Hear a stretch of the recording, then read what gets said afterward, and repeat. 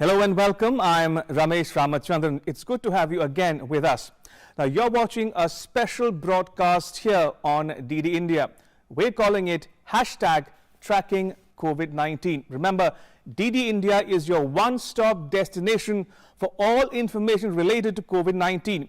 And it goes without saying that we at DD India are taking particular care to give you, the viewer, accurate, authentic and authoritative information so that you don't fall prey to rumors or fake news. Now, trust me, wherever in the world you might be, it is in your interest to follow advisories, protocols or guidelines issued by the authorities concerned. So stay at home, maintain social distancing, use masks and gloves, and regularly wash your hands with soap. All right, let's get started. First, we'll get you all the COVID-19 updates from India and around the world. Right, first up, the information from India. 1764 active COVID cases in India today on the 2nd of April. 50 deaths reported in the country, and 150 persons have been cured or discharged. Now, the maximum COVID-19 cases have been reported from Maharashtra at 335. 265 COVID cases reported from Kerala in India, and the maximum deaths numbering 13 are in Maharashtra, and 6 deaths each in Gujarat and Madhya Pradesh. Now to the world figures. More than 800,000 confirmed cases worldwide, more than 41,000 deaths across the world, and 205 countries or territories are being affected by the virus. And in just one day alone, on 1st April, more than 72,000 cases have been reported worldwide. Right, let's now get you all the news about India. Now, the World Health Organization has praised Prime Minister Narendra Modi for his efforts to inclusively fight the COVID-19 pandemic. The WHO Director General Tedros Adhanom gave the example of Prime Minister Modi to the world. Listen in. Many countries are asking people to stay at home and shutting down population movement, which can help to limit transmission of the virus, but can have unintended consequences for the poorest and most vulnerable people. I have called on governments to put in place social welfare measures to ensure vulnerable people have food and other life essentials during this crisis. In India, for example, Prime Minister Modi has announced a $24 billion package, including free food rations for 800 million disadvantaged people, cash transfers to 204 million poor women, and free cooking of gas for 80 million households for the next 3 months. Many developing countries will struggle to implement social welfare programs of this nature. For those countries, debt relief is essential to enable them to take care of their people and avoid economic collapse. Now, India celebrated the festival of Ram Navami on 2nd April. President Ram Nath Kovind, Vice President Venkaiah Naidu and Prime Minister Narendra Modi greeted people on the occasion of Ram Navami. Now, owing to lockdown, devotees offered prayers at home. In New Delhi, for instance, the famous Lakshmi Narayan temple remained empty.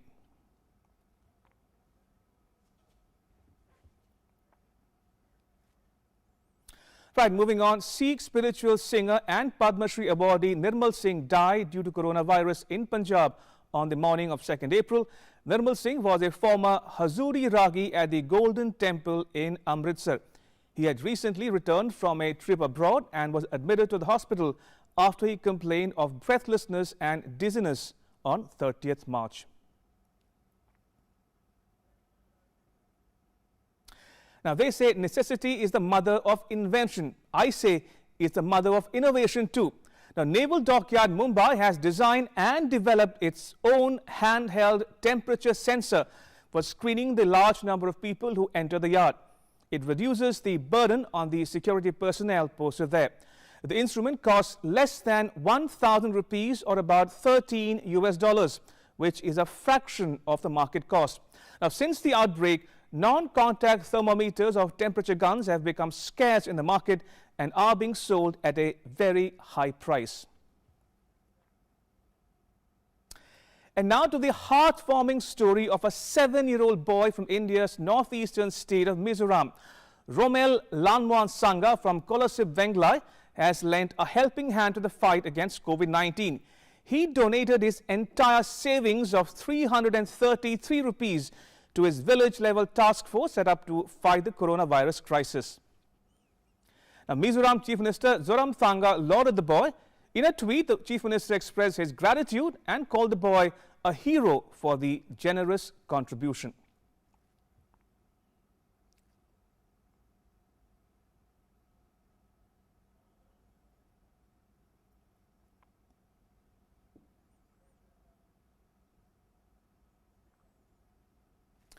Right, time now for the Ground Zero segment, in which we get you ground reports from our correspondents across the country and the world. Now, the Governor of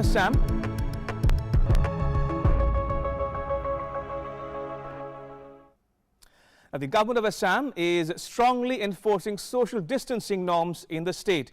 My colleague Kamal Boro reports from Guwahati. Take a look. There will be no relaxation in lockdown, and this will remain till 14th April as decided nationally. And this was the clear message from Assam Chief Minister Sarbananda Sonowal yesterday amidst many speculations over the issue. As the state detects its first positive case yesterday in Borak Valley, right now the process is on to bring all other persons who took part in the Jamaat in New Delhi a few days back under quarantine as much as possible.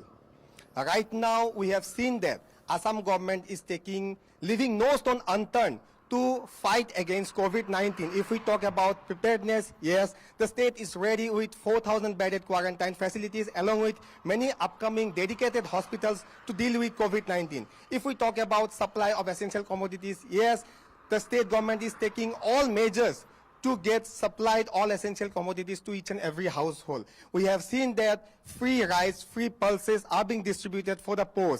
And this is how the state government is dealing with this COVID-19. With camera person Hawk, Kamal Bora reporting for DD India. All right, shifting focus to international news now. No country is immune from COVID-19. Spain is one of the worst affected countries in the world. Now, Spain's ambassador to India, Jose Ramon Barañano, spoke to DD India, and this is what he had to say. Listen in. Spain is one of the most affected countries by the coronavirus pandemic. 7,500 people have already been killed in Spain by this virus, and we still have another 85,000 people infected.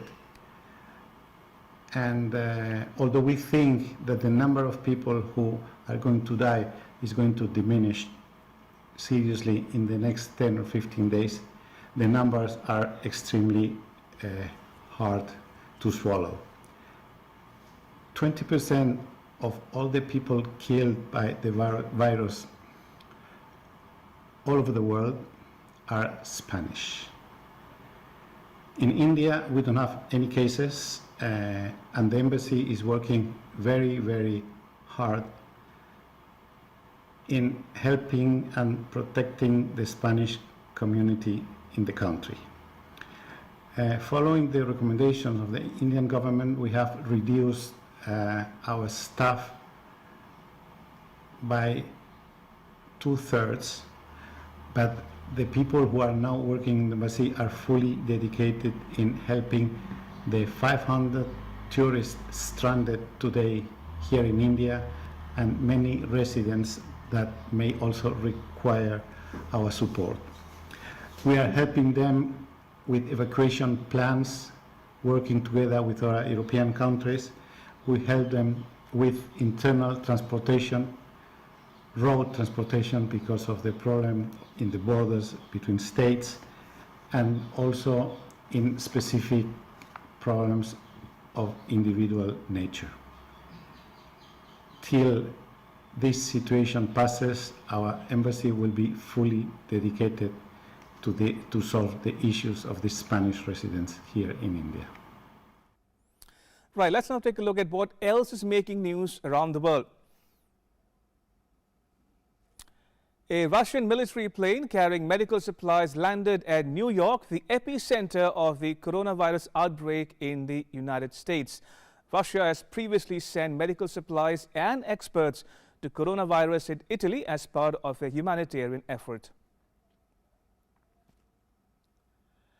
In Colombia, police is resorting to creative methods to urge people to stay at home during the quarantine to prevent further spread of the coronavirus. In Medellin, a funeral car was used to issue alert messages for citizens to stay at home during the state of emergency.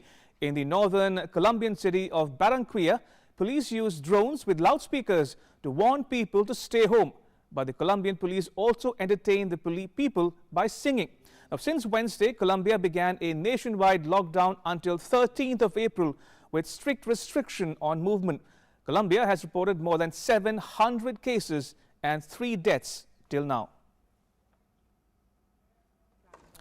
Wimbledon has been cancelled for the first time since World War II because of the coronavirus pandemic.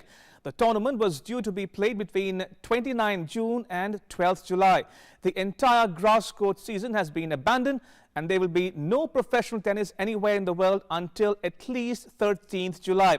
Wimbledon is the latest major summer sporting event to be called off, with Euro 2020 and the Tokyo Olympics postponed for 12 months. It follows the postponement of the French Open, which was due to begin in May but has been rescheduled from 20th September to 4th October. Japan remains on the brink of a state of emergency as the rate of coronavirus infections continues to increase in the country. Chief Cabinet Secretary Yoshihide Suga told journalists that controlling the virus was a top priority and the government would do whatever is needed to minimize the economic impact. Residents in China's lockdown city of Wuhan have found a new way to shop at their local wet market while social distancing, roping in the use of chairs and their mobile phones to make grocery purchases across the top of 2-meter-tall plastic barriers. On the barriers, which block what would have been a bustling neighborhood wet market, sellers hung whiteboard signs saying that vegetables, rice and oil for sale. Now, sellers had also laid out slabs of pork and other food items for sale on tables. Barricades went up across the city after it was shut down in late January due to the coronavirus, blocking shops and dividing it into segments that could be easily monitored for people disobeying orders to stay home, making residents wholly reliant on online deliveries. The restrictions have started easing amid a sharp drop in the new local cases of the virus.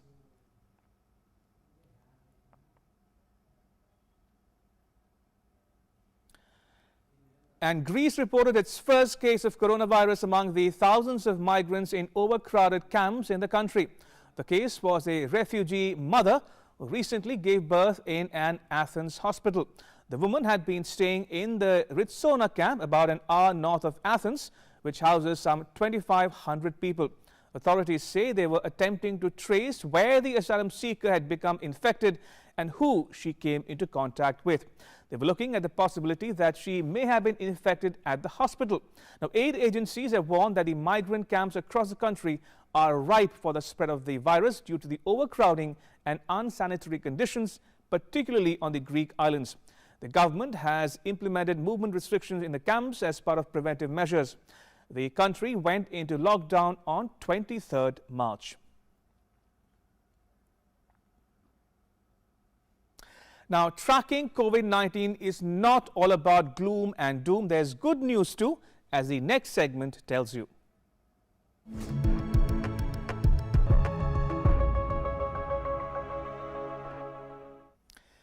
Women auto drivers in Maharashtra's Thane are helping people reach the hospital in a medical emergency. About 25 of them help pregnant women, dialysis patients and the elderly reach the hospital. Mind you, they offer this service free of cost to women. With the approval of the district magistrate, a helpline number has been issued by the Thane Regional Transport Office for rickshaw on demand in the city. The helpline number is 99673 12176. I repeat, 99673 12176. Now, the service is available between 10 in the morning and 5 in the evening every day. Corona virus का संकट पूरे महाराष्ट्र पे या पूरे देश पे आया है और ये इसमें रुग्ण जो इमरजेंसी है, जिसमें डायलिसिस करने जाना है, जिसको ब्लड चेक करने जाना है, जिसका रूटीन चेकअप है, इसलिए हमने हमारे अलग मंत्री एकनाथ शिंदे साहब और लोंडे साहब और सूर्य मामा के इनके माध्यम से इनके समझने से हमने एक व्हाट्सएप ग्रुप तैयार किया है और ये व्हाट्सएप ग्रुप पे हमको मैसेज आता है, वैसे हम लोग रुग्ण के पास जाते हैं, उनको हॉस्पिटल पहुंच जाते हैं. Now, we're not done yet. There is more good news coming your way.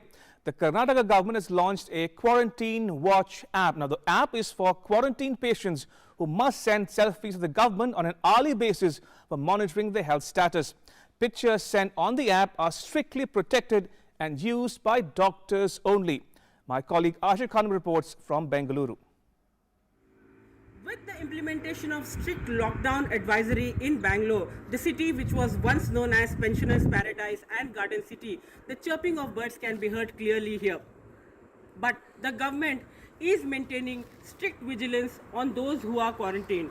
Unfortunately, the saga of those who attended the Tablighi Jamaat congregation at Delhi also links with South India and has reached Bangalore also. Over 53 people from Karnataka attended this congregation, and Karnataka government has been able to track 13 people who were part of this Tablighi Jamaat congregation, and they have been quarantined medically. Now the government has come up with strict advisory and warned those who have been medically quarantined and are home quarantined, they should send hourly selfie to the government, because this selfie is monitored by the government medically, since it has coordinates of the patients who are staying in their homes, and the government can monitor them on hourly basis. And the government has warned that those who do not send their selfie on hourly basis will be sent to mass quarantines. So the government is taking strict measures to monitor the quarantined people medically, and on the other hand, Karnataka government has also asked the doctors and medical students to register and offer services in the time of crisis. Many students and doctors are registering to come forward and help and counsel people not only fight coronavirus but also help people dispel their fears about common cold and fever as well.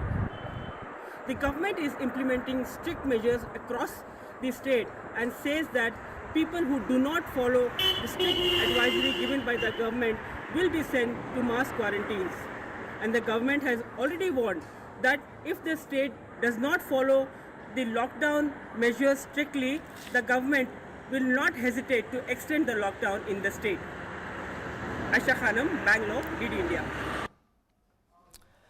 And that's a wrap on this special broadcast. But news continues here on DD India. Thanks for watching. Bye-bye. Stay home, stay safe, and please don't forget to wash your hands every few hours. I'm going to leave you with a song specially rendered by Indian singer Shankar Mahadevan. ऐ वतन मेरे वतन, ऐ वतन आबाद रहे तू, आबाद रहे तू।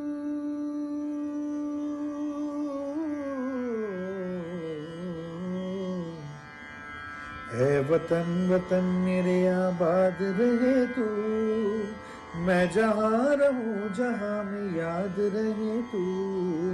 ऐ वतन मेरे वतन, ऐ वतन मेरे वतन, तू ही मेरी मंजिल है पहचान तुझी से, तू ही मेरी मंजिल है पहचान तुझी से। पहुँचूं मैं जहाँ भी मेरी बुनियाद रहे तू, पहुँचूं मैं जहाँ भी मेरी बुनियाद रहे तू।